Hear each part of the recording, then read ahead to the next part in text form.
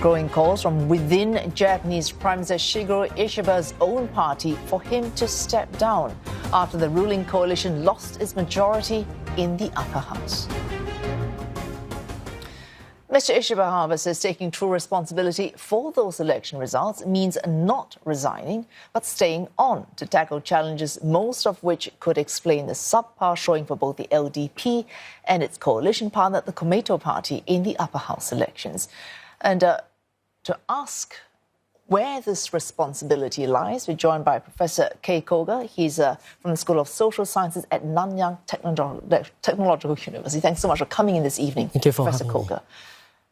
Mr. Ishiba saying responsibility means staying on to address difficulties which, to be fair to him, were not created entirely or even largely by him. But you could also argue being responsible means knowing when to step aside and maybe letting a stronger candidate step in and do the job which you can no longer do in your current position. Yes. So I think the Prime Minister Ishiba is trying to do is that because of the currently the current ongoing negotiation with the United States over the reciprocal tariff, so that the Ishiba is trying to make this negotiation going without any disruption. So we will see until the August 1st that this one is going on. But at the same time, many people consider the Ishiba has a responsibility to step down because he lost the upper house and the lower house elections in a row. So I think this is the kind of situation that the Ishiba is facing right now. On these tariff talks, and there are many other issues, Japan was, I believe, the first to get to its first talks with the United States after Liberation Day.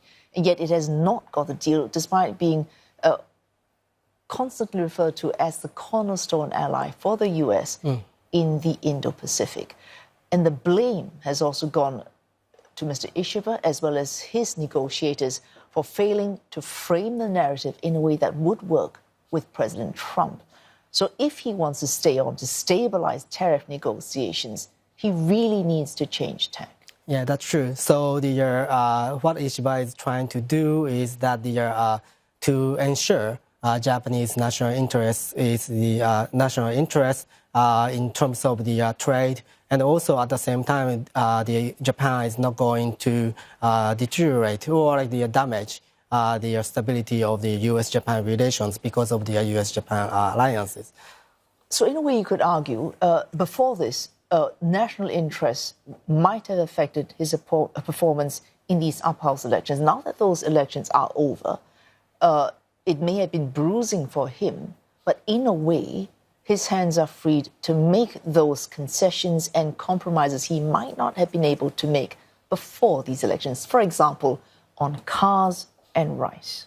Yes. So I think if the Ishiba is trying to make the compromise with those cars and then the steels and so, I think that is going to be the big blow to the Ishiba administration because Japan is now trying to make sure that our kind of economic interests based on those automobiles going to be ensured again.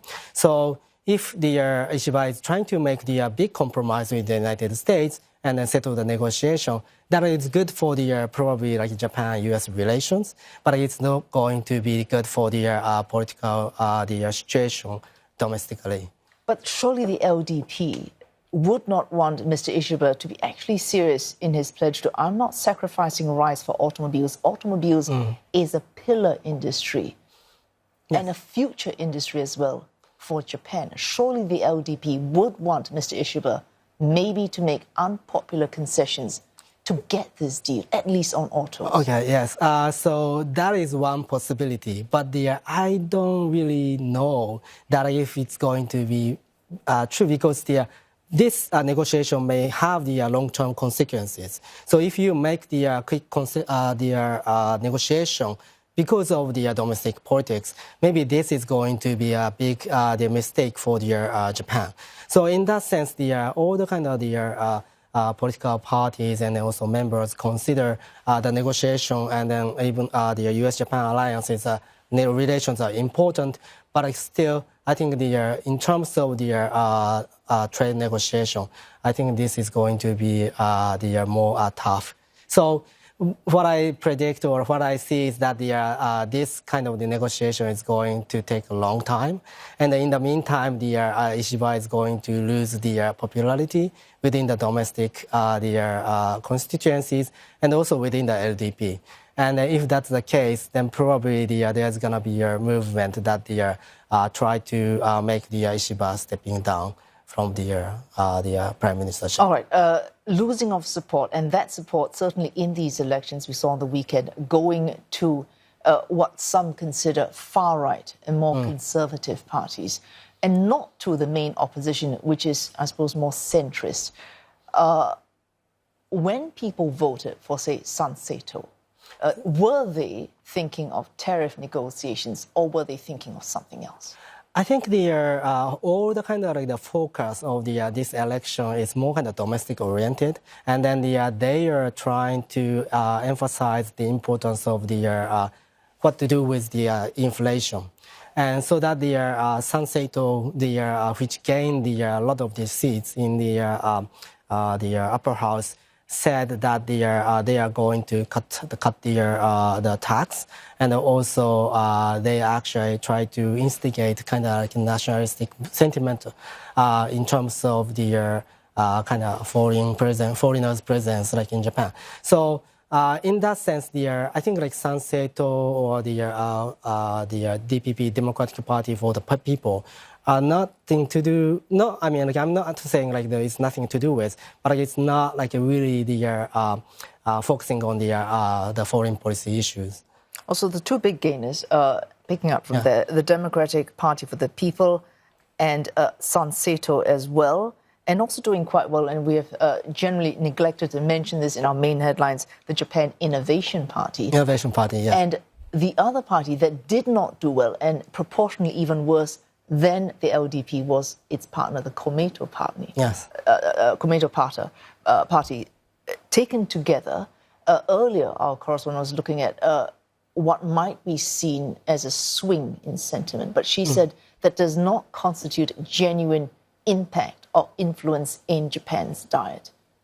So yes, still the LDP and the Komeito Party are the largest party in upper house, even though they lost the majority. So in that sense, the structure is still they are strong.